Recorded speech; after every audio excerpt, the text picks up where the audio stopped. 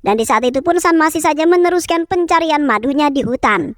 Di samping itu para pendeta telah menjadi provokasi lalu menghasut para warga untuk mengadakan ritual untuk Dewa Ayapan yang dapat mengendalikan harimau tersebut, dan dengan itulah mereka semua selamat dari mara bahaya.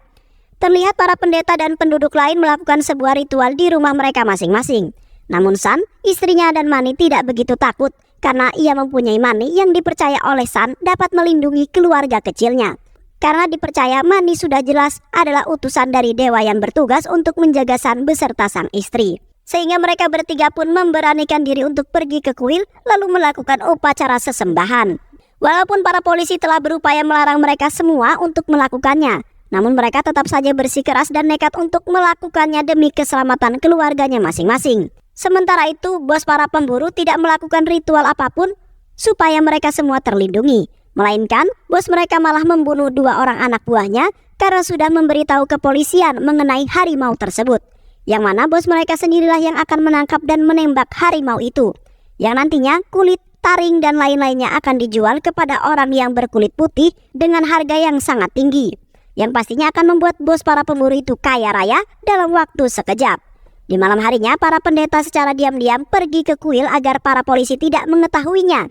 Karena para polisi telah melarang keras para penduduk dan termasuk pendeta agar tidak keluar dari rumah di saat situasi yang genting seperti saat ini.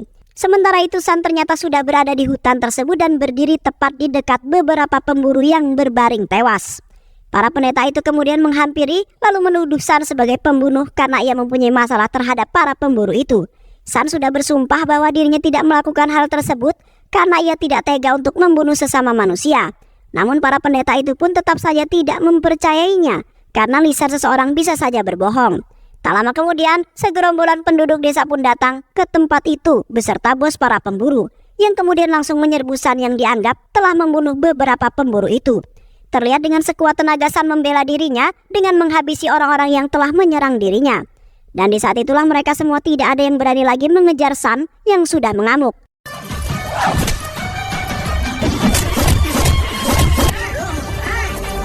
Di samping itu, salah satu pendeta telah menamparnya lalu mengikat San di sebuah pohon. Para pendeta itu memiliki niatan untuk menumbalkan San untuk harimau yang sedang kelaparan tersebut. Karena menurut mereka dewa telah mengatakan bahwa harus menumbalkan salah seorang yang dianggap sangat hina dan sering membuat masalah.